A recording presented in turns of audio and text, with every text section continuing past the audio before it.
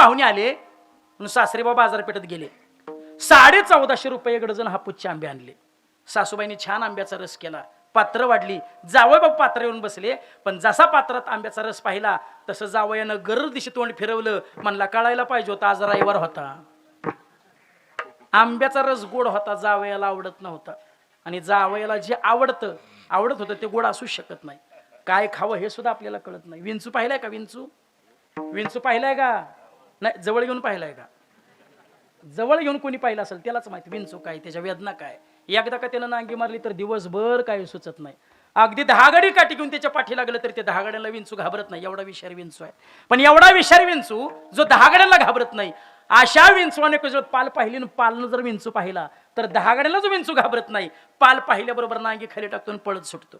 विंचवाने कितीही पळू द्या, पाल त्या विंचवाला सोडत नाही.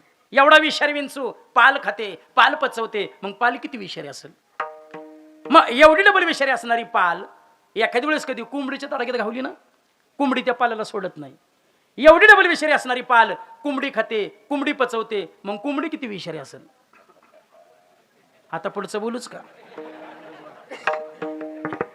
17व्या अध्यायाच्या सुरुवातीला माऊली सांगतात, म्हणून सात्विक रससे विजय ते सत्वाची वाढी पाविजे, राजसा तामसा होई जे रसे.